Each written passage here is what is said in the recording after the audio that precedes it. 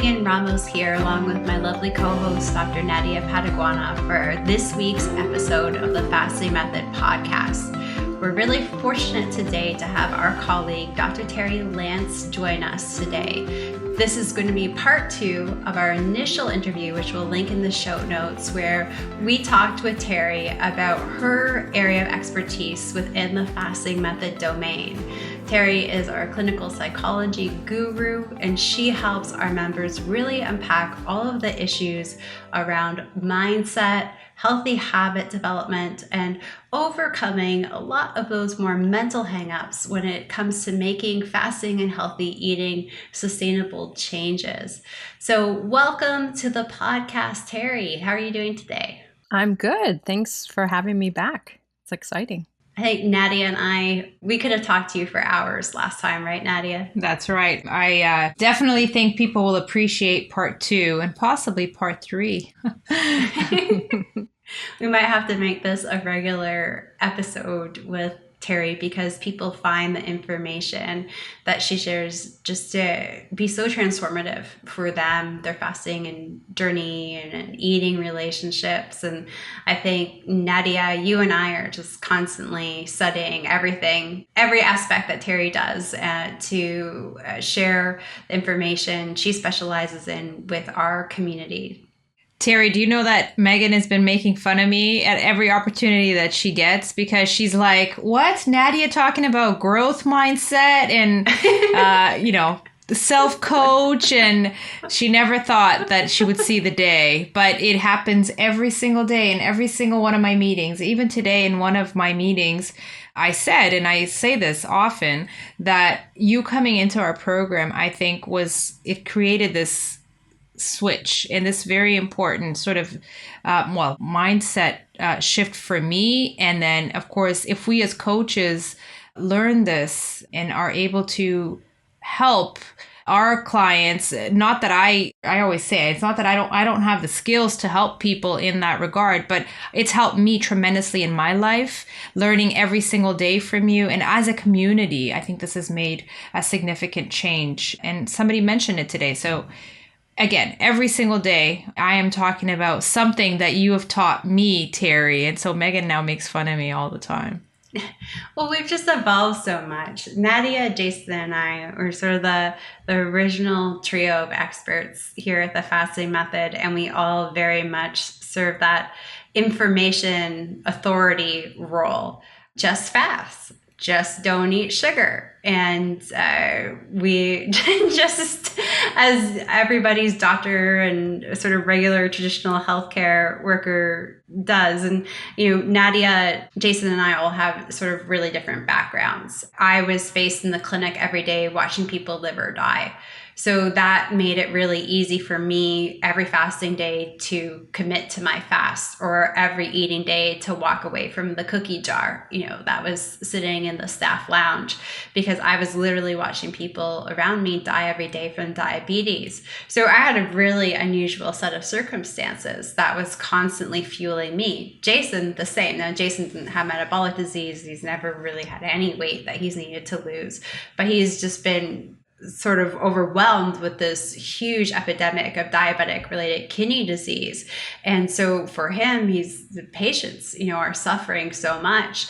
And then Nadia, you likewise, as Jason, as a healthcare provider, seeing people struggle with disease all the time, and then fertility journey. And there is nothing, as a woman who's just starting my fertility journey and having always wanted to be a mom, talk about what a light under one's rear end to get them to show up for their fasting and eating habits. It's pretty wild, this drive. So we just preached all the stuff, do this, do that. And then, people were struggling so hard to implement it. And I think all three of us have learned, oh my gosh, there's so many things in the environment that people have, all of this stuff, this emotional stuff that needs to be unpacked.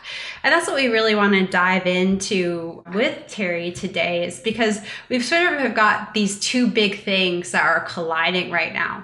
The first one is sort of this end of the COVID isolation.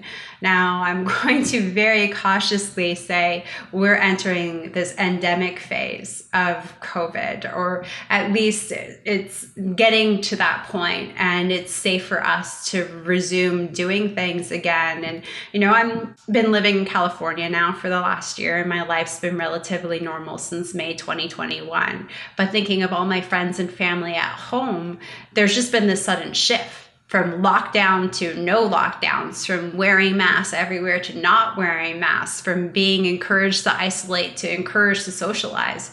Like back in my hometown of Toronto, they literally just ripped the Band-Aid off and said, you're free. And we're seeing people in our community who have had this isolation, suffered from the anxiety and depression of all of the fear mongering and just genuine concern for their health and the safety of their loved ones, have all these social events, and they're not quite sure how to navigate it. And this is sort of also colliding with the fact that summer's coming, and summer's usually this bit of a social disaster. Kids are home from school, there's vacations, people are visiting. There's so many different hurdles. So I thought maybe going into this season, and since Terri, Nadia, and I are each leading upcoming masterclass on really helping people do a deep dive into a lot of these aspects to have a successful summer, not put their weight loss on hold, but to actually make really good health progress, that we could maybe dive into some of these issues. Megan, as I was listening to you, and I just think there are so many things that we could address in just this area alone about summer and coming out of kind of isolation and things. I think one of the important trends or themes that's been coming up a lot for me with clients and in the community that ties in with this is seeing our eating behaviors as thinking of them as a reward, a treat, or something we deserve.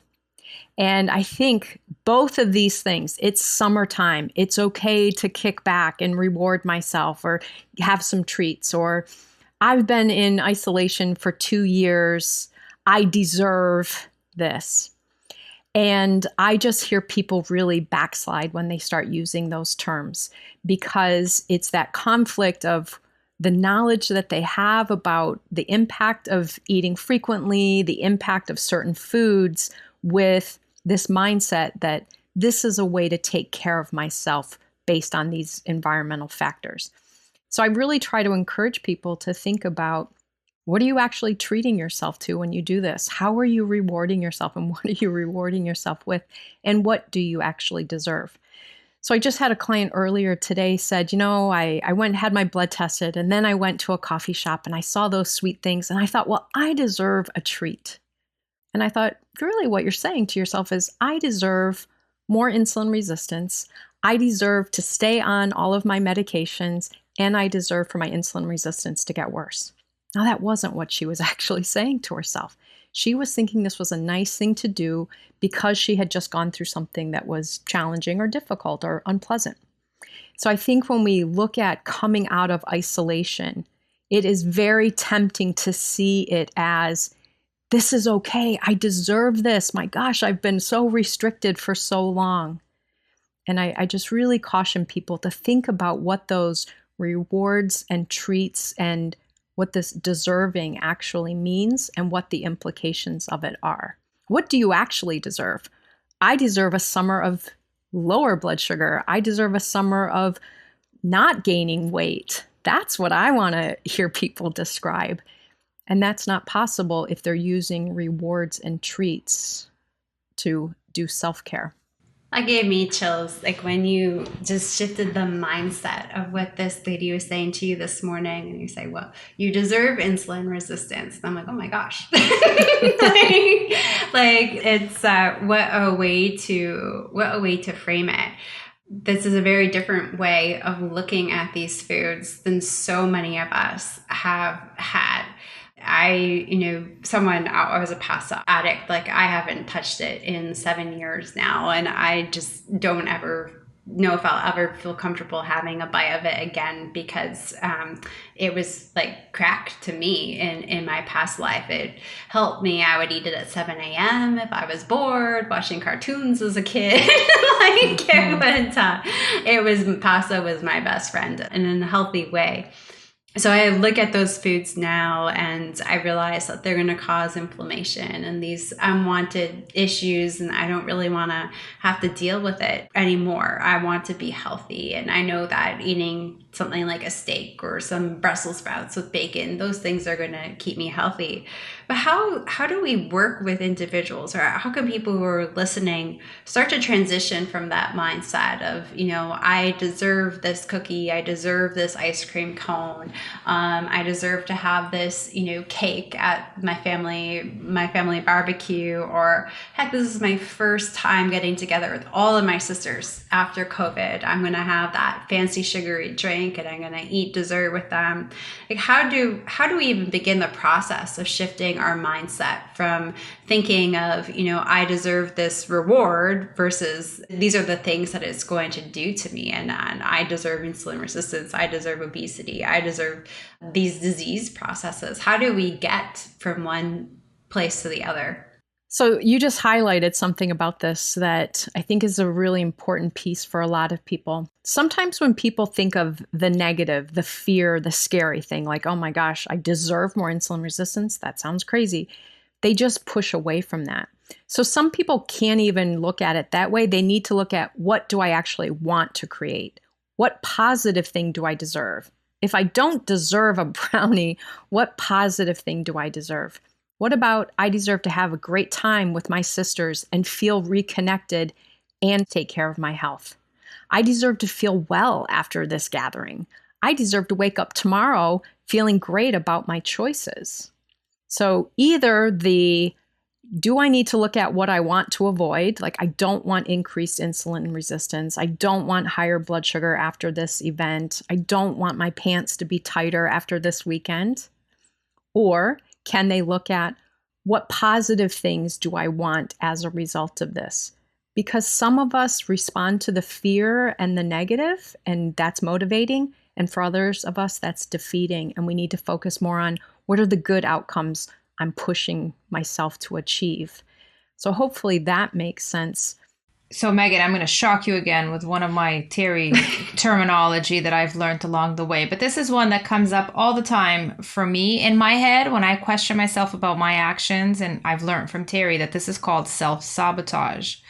And this is exactly what we are talking about. But my question, Terri, and I know this is a lot of people's question, is why do we as humans, why does this seem to come so naturally? Shouldn't we be doing only the things that are going to cause the best survival and the, survival of the fittest type of thing? Why do we engage in these actions that, that are self-sabotaging? Mm-hmm. I think if you go back to kind of developmentally how our brains even developed, and I talk a lot about this in the community, but the lower brain is our instinctive brain. And it's not very well developed as far as thinking through issues. It just responds immediately to threat. And it is geared for survival. So if I'm feeling some kind of threat, this part of my brain jumps in and causes action. Now, this was great thousands of years ago when I needed to avoid being eaten by a bear or mauled by a lion. But now the stressors are, I have to get my kids to soccer practice and this one to dancing lessons, and I have 5 more emails I haven't gotten to respond to from work. So it's a different kind of threat. And we have different mechanisms of coping that we didn't have back then. We didn't live in an age of abundance of highly palatable, problematic foods. We didn't even have food available. We had to wait a few more days until we could go hunting or harvest something. So that brain mechanism worked great in that environment. And nowadays, we have learned since early in our life to manage any of those affective or emotional threats through food. So let's say I'm 53. That's like 53 years of a habit that has supposedly worked for me. I knew how to use it. I implemented it all the time. And now I'm working on changing it. So I'm actually fighting against a biological function that says, ooh, stress, do this. Just like back in the day, ooh, bear, run away. But now it's discomfort from those emails and dragging kids around, have a muffin. It's so programmed into us. And I think it's why it's so important that people are working on this stuff, because we are not broken or flawed because we do that. And I always hear people say, I'm so frustrated with myself because I know better. The three of us know better. That doesn't mean we don't sometimes still make those choices, because we're working against kind of biological programming and years of reinforcing it. And we've got to get connected with that other part of our brain that can say, yes, that would give me immediate relief from this. However, 20 minutes from now, I'm going to need to lay down because I'm going to be tired. Tomorrow, I'm going to have a headache because the sugar gives me migraines. Our other part of our brain can think more rationally and can come up with other solutions. That lower brain, that instinctive brain, won't come up with other solutions. And so we're in this little bit of a battle until we really make this shift. And so this shift, right, again, in all seriousness now, mindset paradigm shifting that you often talk about and I'm learning quite a bit about, this shift comes when we start to learn more of this positive self-talk that you were just talking about. So the more that we practice this, the better we then, can you fill in the blanks for me? I think the positive self-talk and all of that is super important as far as kind of bolstering our ability to manage. But probably even more important is a mechanism of slowing down and recognizing what is our actual need in this moment. I guarantee you, the need in a stressful moment is not to have a muffin. But that is what we've learned to do. So understanding, what do I need? Oh, I need to feel less stressed about this. I need some downtime in this moment. How can I do that? At the beginning of my journey, obviously, Jason was trying to work with our colleagues to be able to fast patients, and it was controversial, but I wasn't a patient, so I could fast. And, we were constantly having all kinds of discussions and passing by and sharing resources. And Jason's wife had read this book. It was really popular at the time about habit formation. And Jason then picked it up, downloaded it on Audible, and was listening to it during his commute. And he's like, you need to read this book. So he got the hard copy from his wife and gave it to me. And it talked about sort of habit loop formation. And this group book sort of described it as there's in a habit loop. In this book, it was defined by sort of three markers. There's a cue, there's a response to the cue, and there's a reward. So like the cue might be driving home from work, and the reward might be wanting to relax after a long day. And then the response to the cue to get to the reward for me was always eating or indulging in a particular food type. So I was just so intrigued by this. And they actually had some worksheet space within this particular book. I don't have to dig it up. I have like 3 copies of it somewhere in my house, but we moved and bookshelves are back ordered till 2050 at this point. So I'm not quite sure where anything is. But I went through and I realized all of these things around food really sort of evolved around relaxation, and that I needed to make decisions. And it really sparked me. Like I would walk into the pharmacy next to the clinic to get something for the clinic, or to maybe I cut my finger, I needed a Band-Aid, whatever. I needed to go to the pharmacy for something. And this happened often. We would also go pick up supplies for patients and whatnot. And there's all kinds of junk food at a pharmacy, right? And I would see these particular foods, and I would then sort of go into my habit loop, of I'm here, it's stressed out, I'm looking to unwind. Okay, coming into the pharmacy, I'm not here to get the chocolate covered peanuts, which was, I would eat them out of chocolate covered peanuts. Maybe before I go back to the clinic, I just need to do a walk around the block to bring down my cortisol levels. And that was just such a transformational resource for me. Something else that really helped me was I was listening to a podcast, and I forget which one Jason had recommended again at the time. And this person said to stop and have a conversation with your food before you eat it, even for 30 seconds. And I can't tell you how many potato chips this stopped me from eating. You would just pause for 30 seconds and look at it and go, okay, Mr. Potato Chip, so how are you going to make me feel in 15 minutes, in 2 hours, before bed the next morning? And other than the 15-minute mark, nothing was positive. Then I would be like, oh, Mr. Potato Chip, well, you suck, and you're not coming into my body. And then, oh, Mr. Brussels sprout, oh, you're going to make me feel full in 15 minutes. And in 2 hours, I'm still going to feel full and feel great. And then I'm going to sleep well, and I'm going to wake up in the morning with lots of energy. So you, Mr. Brussels sprout, are my friend.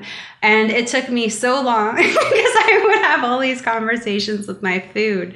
But it's really changed the way of how I look at my foods, taking that moment and pausing and sort of processing the after effects of putting anything in my body. And I would talk to people about this. They just kind of look at me like I'm crazy. What, you talk to your broccoli? Yes, I do. We have deep conversations about how you make me feel. I think this is a great way to think of this strategy. I love that, Megan. And kind of going back to your question, Nadia, why do we do these things even though we know better? And someone I've been listening to talks about this importance of thinking of our future self and working on where we're headed rather than where we haven't gotten to yet. And one of the things he described is that we make better decisions when we are focused on our future self rather than our past self or even our current self, because current self is going to make the decision that gets the dopamine right now. That's going to be the driving force. So eating those potato chips was quick dopamine response, or those chocolate covered peanuts. That was a quick dopamine response. So current self wanted that relief.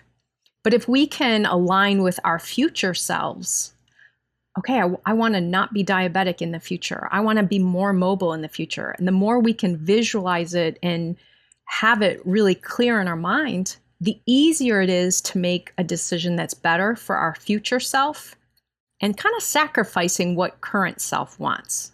It's kind of that delayed gratification. I've been talking about this a lot in my groups lately because I had a client bring this up to me. She said, I love that concept, but I can't picture my future self. I've been overweight for 40 years. I've been struggling with weight loss and weight gain all of this time. I can't picture myself in a different place. And so I really, I worked with her a little bit on how to do some of that, but then also recognize that thinking of your future self is like what Megan was just saying. It doesn't have to be, how are these chips going to affect me 10 years from now? We're going to come up with all ways to justify that. But instead, how will I feel later? How will I feel tonight? How will I sleep? How will I wake up tomorrow? How will I psychologically, emotionally feel about the decision? That's helping us not just make decisions based on that instinctive need for relief right now, but more to align with that future self. Not respond just to the want for the dopamine hit right now, but be moving toward the growth of the future. So what the heck is dopamine? Why do we want hits of it? And what can we do about it? Because it sounds pretty technical there. Yeah. So one of the things about dopamine that I find fascinating is almost everyone knows about it, but mostly they only know about it as it's a feel-good chemical. And it is, but really what it is a reinforcement to get us to act and do that rewarding thing again. It's a motivation technique. So one study they've done with rats, because they're trying to figure out, is it just the enjoyment of food that was motivating them to eat this highly palatable food? So they took out their dopamine response. And they found that the rats, if given the food, still enjoyed the food. So the dopamine being removed did not mean they couldn't enjoy the food. But what it did mean is they would not move to go get the food. They lost the drive to seek the thing. So dopamine very much motivates us toward pleasure and motivates us to avoid pain. And that's a really complicated teeter-totter balancing act, because if I eat something, let's say a sweet snack, and I eat 2 of them, I'm pushing that teeter-totter toward the positive. But then I get a come down from that, which feels negative. And now in order to get that to stop, that pain to stop, I need more of them. And you can see we just keep kind of teetering back and forth between the seeking of pleasure and the avoidance of pain. So some of us, we might be able to see this even more clearly if we think about drug addiction or alcohol addiction or something like that. When you remove the substance, the pain response of the withdrawal is so great that the desire to use again increases for a while. And many of us experience that with food. We're seeking that feel-good pathway to be activated. And then we're seeking to avoid the pain of it not being activated. So it keeps that cycle going for us. I talk about from what I've learned in your, well, not just your masterclass at this point, from watching many of your videos and just being around you. But I talk about dopamine now all the time in my meetings, because at the beginning of our meetings, we learned this from you, we encourage our clients to celebrate their victories along the way. I think we talked about this in the last podcast, right? We talked about how celebrating your victories, big or small, they're all huge, because when you celebrate your victories, it causes this release in dopamine, which then motivates you to continue to take part in these very healthy, positive behaviors and actions, right? So we also produce dopamine when we are celebrating our achievements. Can you tell us a little bit more about that again? Yes, you're getting that positive chemical response from highlighting the good things you're doing. And this goes back to the book Megan's referring to also, that you're reinforcing the steps you're taking, not just the outcome. So you get some reward for taking the steps. We also get dopamine from deciding to do something. So if I say I'm going to eat this food, I've already gotten the dopamine hit. And then sometimes I may find I eat that food and I don't feel as much of a response, because now it didn't meet the expectation. I already had the dopamine, so now I'm going to have to eat more of it to try to get the response. Can we go back a little bit to the conversation that you guys were just having about, because I think it tied 2 things in for me. I am naturally a pretty impulsive person. So I do things, very sort of rash sort of decisions. And of course that applies to many of us in food. And one of the things that I learned from you, which ties into the conversation you guys were just having just before this one about dopamine, is that you said in one of your many videos that when you're about to go into the kitchen and grab something or do something, to just place your hand on the corner of the counter or the table and pause. And you were saying that a little earlier today, to just slow down when I was asking you about self-sabotage and why we do this, and sort of like to slow down. And so Megan was talking about how she talks to her food and her broccoli. And it's funny because ever since you said that, and how much this can apply to other things in our lives. And I shared with you that my husband said this, right, about one of your videos. He said, this is so relevant to so many things in our lives. So again, just breaking that impulsive, rash decision making, just putting your hand in the corner of the counter just before you go to grab something to eat, and taking that pause and thinking about it, and maybe then going on to talking to your broccoli, like Megan said, or your potato chips. But can we talk a little bit about that strategy? Absolutely. I think the important thing is it gets you out of the automatic loop. It gets you functioning less out of that impulsive lower brain and more connected with your prefrontal cortex that's making better decisions. It can think about your future self. It can think about outcomes. That primitive brain doesn't. It just wants relief right now. So slowing it down can break you out of that automatic thought process. And my hope for people when they take that pause is that they do it not in a blaming and shaming way, but in a supportive way. It's kind of like that self-coach idea. You check in. Hey, Terri, you're heading into the kitchen right now. What do you need? Well, I'm going to get this. Okay, well, what's that for right now? Because I know in that logical kind of adult brain, it's not mealtime.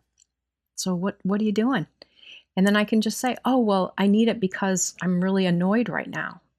Oh, okay. So actually, you don't need that food right now. You need to work through this feeling of annoyance. Let's go for a walk. Let's go back into the living room and listen to a podcast or listen to some music or meditate or something else.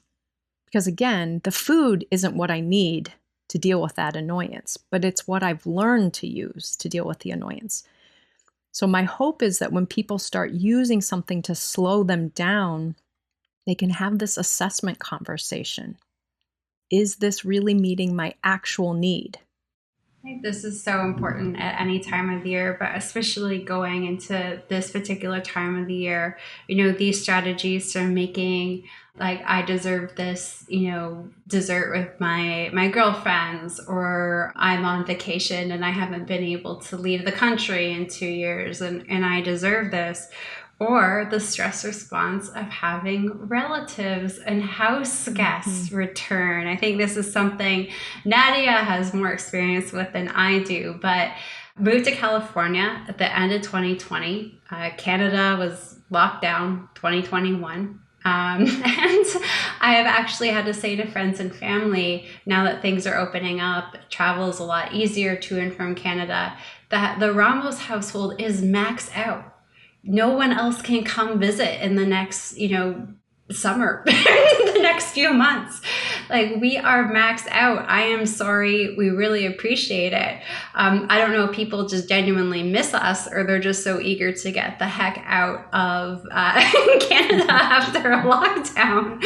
But we are at capacity. Like, I don't know I'm going to be able to host all of these people. So it's super exciting because I haven't been able to see many of them for so long. But it's also going to be stressful. And as safe as the foods in our household traditionally are, because my husband and I are both on the same dietary plan for the most part, he eats a lot more animal heavy than unfortunately I'm able to do, because I would love to eat that animal heavy, but it doesn't agree with my physiology. So these people are going to be having food around. Right now it's not stressful. My brother's actually visiting. He's got his foods. They're his foods. They're not my foods. But I don't actually find my brother to be quite stressful, and he's a first house guest.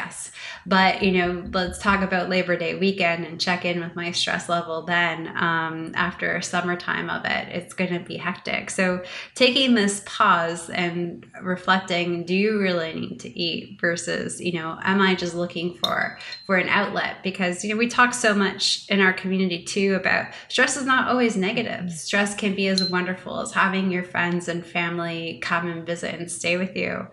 But what are some other hurdles, Terri, that you see during this time of year when the family flocks in or people are going to visit loved ones? There can be the risk of a lot of controversy amongst family members and friends about your fasting and if it's safe, and your eating habits and are they safe, and how do you usually help people navigate these type of conflicts that might arise with house guests? First thing I always joke about is, the first rule of fasting is don't talk about fasting. But I think the importance is how you present it and how you present yourself about it. If I'm sitting there watching people eat certain food that I'm no longer eating or I'm not engaging with them, and I'm drooling and eyeing it, like I could steal it at any moment saying, gosh, I wish I could eat that. They're going to say, well, you can. Here, have some. Versus if I present as I'm good, I'm feeling good right now, I'm enjoying talking with you, If I don't focus on me not eating or me not eating that particular food, they don't need to focus on it quite as much. So we can set a tone in our own way of presenting what it's like to be in that moment. I know a lot of people talk about getting feedback from people in their family or friends that are concerned they're doing something that they think is going to be dangerous for their health. I encourage you, talk about the fact that this is actually medically sound. I've done my research. Here, if you'd like to read this book, I'd be happy to talk about your concerns about that. Give them the knowledge and let them come back and have the discussion with you so that you don't have to feel like you're defending it all the time. I just did a weekly challenge in our community about this recently, and I call this kind of pulling out the big guns at the end if you still can't get them to recognize your boundary and stop the conversation.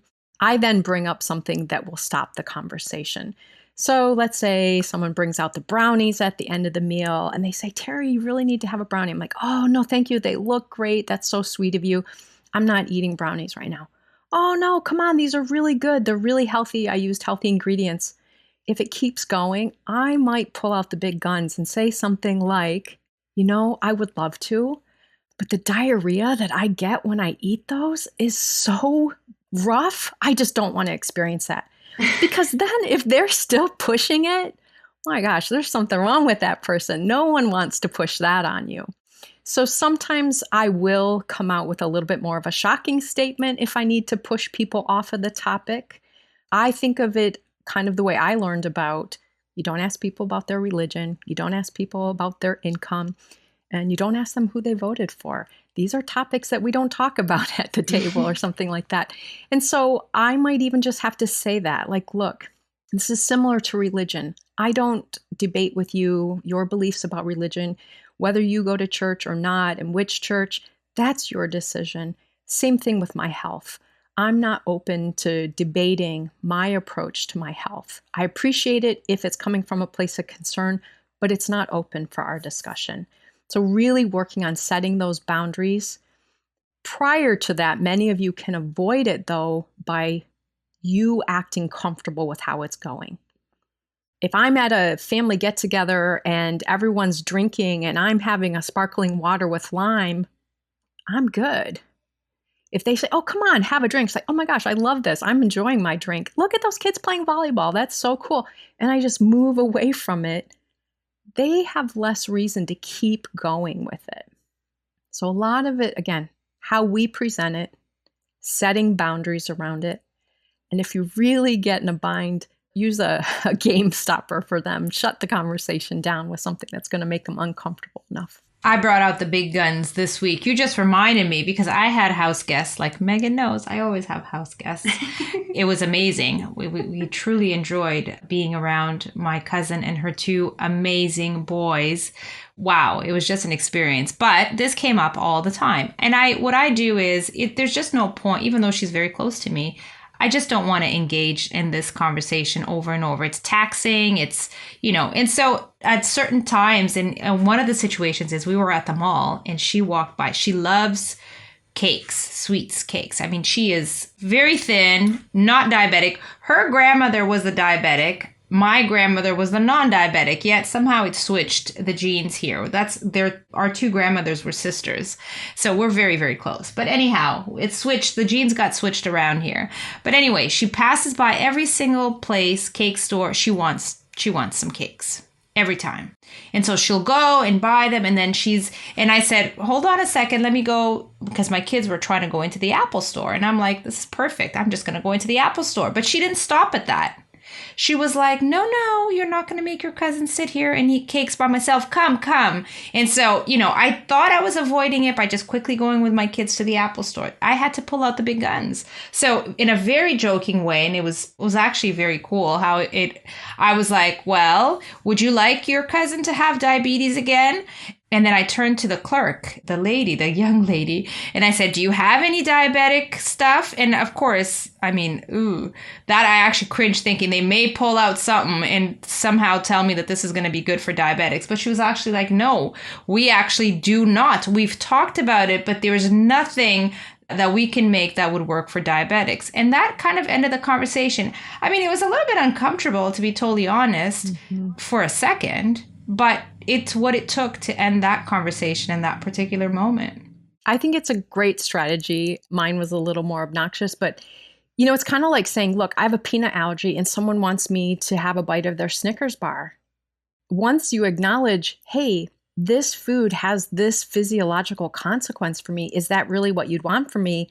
Most of the time, people are going to back off. No, I don't want this loved one to have diabetes. Okay. Or no, I don't want you to go into anaphylactic shock. So of course, I'm going to take my Snickers bar away from you. So just highlighting it again, highlighting the consequence for you. You don't have to make it a judgment about their choice to have it. That usually just creates a lot of, chaos. But for me, this food doesn't work. I don't feel well. My blood sugar goes crazy. Whatever, you need to talk about. The other thing that I think is so important, and you highlighted this, Nadia, is in these moments where you're really grappling with, I'm having company, or I'm going to someone's house, or I'm with friends, I encourage you to really focus on what is the point of that shared time together. And many of us might still be a little bit caught up on this. It's about these amazing foods we're going to make. I know when my family got together, it was about who's going to make this and who's going to make this thing, and it was about how can we have all of the most decadent foods that we don't normally eat. And I've had to shift. For me, it is now I really have to focus on I am there for the connection, for the laughter, for the memories. I'm not there because of the food that's there. I'm going to eat my normal food, or I'm going to fast, or whatever it is. I even had to do that when it comes to movie theaters. I used to go to a movie theater. I really didn't care that much about the movie. I really loved the popcorn. And then I stopped eating popcorn. And my friend said, hey, do you want to go to a movie? And it really dawned on me like, yeah, I kind of don't, because I'm not going to eat the popcorn. And I had to refocus. I'm going to a movie because it was a way to spend time with them. They had a 6-year-old son at the time, so I got to go to a Disney movie with them. It was a way to spend time with their family. It wasn't about the popcorn anymore. So to really think about vacations, time with family and friends, making it more about the sights you're seeing, the excursions you're doing, the interactions you're having, the bonds you're making versus the food that's available. You don't really have to have these awkward conversations too with friends and family. I was actually just talking about this exact topic of, us coming together with our various communities always around food, and why does it always have to be around food, and how we don't want to be this disruptor, in our group, and cause tension all of the time. And you don't really need to. You can just simply make other suggestions. And this is something that my husband and I have done. So in terms of family, baking with our grandmother growing up over the holidays, that was a thing. My grandmother is not with us anymore, but I'm the oldest cousin. And I now get my cousins together and we do games. I mean, obviously this hasn't happened with COVID, but we would have this big games night at our house. And it was not about food. It was about playing games and connecting and laughing and catching up with one another. And we enjoyed playing those games, and just totally shifted the whole focus away from eating the sugar. Now, I'm really fortunate in my family, especially with my cousins. They so totally get it. They are very conscientious of eating real foods and minimizing sugar and processed and refined fats. And like me, they've seen so many people in our family just struggle, like you wouldn't believe, with diabetes and Alzheimer's, dementia, that they're quite conscientious. So it's just, but we didn't really have to have a conversation about it. Hey guys, this year I'm going to be hosting game night. I didn't even say instead of baking. I just said we're going to be like, let's do a cousin game night this year. Like, let's change it up.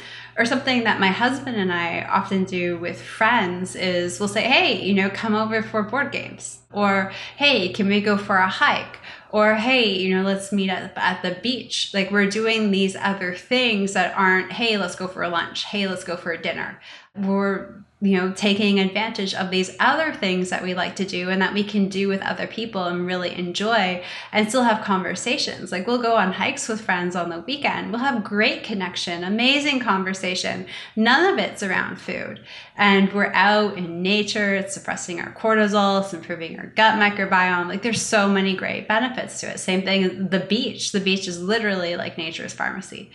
And you can just hang out there, and it doesn't need to be food centric. And we don't talk to our friends about this. Like I don't even know if they put 2 and 2 together, that Angel and I fast and that we're asking them to do something that isn't food related. It's just, hey guys, let's do this or let's do that, or do you want to meet us at this park for the afternoon? And it doesn't need to be about food at all. There doesn't need to be a discussion there, but just taking the initiative to start to build some of these rituals. And we have this ritual with this one couple now that we often hang out with, and it's like hiking. It's like, where are we going to hike next? It's no longer what restaurant are we going to next. It's what park are we going to go to next? You guys want to do this? You guys want to do that? And without having one conversation about it, our entire relationship has changed with these individuals. And it's just really cool, to be able to connect socially without always having to worry about these hangups or having food hangups and food conversations, or, having to have awkward conversations. Like, let's not always make our social time together about food. Let's make it about other things. And there are so many things that we can do with our communities and with our friends that doesn't have to be around eating as well. Absolutely. I love that. Shifting it away from it being about the food and not even having to actually address it with them, but just to start implementing it. One last thing I wanted to say about the summer and why I think this is difficult for people. A lot of people who are working on weight loss as their goal often think about their goal of something in the summertime. They have a wedding they're going to go to, they have vacation that they're going to do, they're going to go to the beach, or they're going to wear a bathing suit. So they have a goal in like February, March that they're working toward. And then they get to summer and perhaps they've not reached their goal. That self-sabotage brain, that inner gremlin says, well, don't bother now. And so it's even easier to give in to not following through on your eating plans and your fasting plans, engaging in, overindulging in certain foods or whatever, because that part of your brain is telling you it doesn't matter now. You're already here. You'll work on it again over the winter. You can wait. You can work on this in September or in October. I just really want to encourage people to think about, it's always the day to think about your health and taking care of you. Don't wait until September or October. Even though you're maybe not going to lose 40 pounds this summer, it's okay. Do the behaviors, do the habits, build that now so that you see the progress over the next few months and the next year. So don't let that slippery slope brain kind of get in the way and tell you, oh, it doesn't matter. You're already here. Just enjoy it now. Thank you so much for joining us today, Terri. We always learn so much and really appreciate these conversations because they're the ones that really lead to sustainable change. And that's what we're all looking for, is to be able to get healthy and stay healthy and really thrive. But there's hurdles and ones that we're not even aware of. These habits that we have are so ingrained on a subconscious level. But we appreciate the discussion. And for everybody who's interested in learning more about our conversation today, Dr. Terri Lance has a special masterclass. It's a 2-week course. It starts on Monday, April the 18th. So this is the last week for registrations, and spots are limited, but she's going to be doing a deep dive into all of these topics. And then we'll be following up with that with a special course from Nadia, a masterclass on women and fasting, where Nadia really tackles all of those very specific female hormonal and health issues. And then we'll be wrapping it up in June with a weight loss, fasting, and eating boot camp from me. So head over to our website, fastingmethod.com, and check out our master classes to learn more. Thanks, ladies, and we will see you again next time. Bye for now, everyone. Bye, everyone. Bye-bye. Thank you. Thanks, Terri.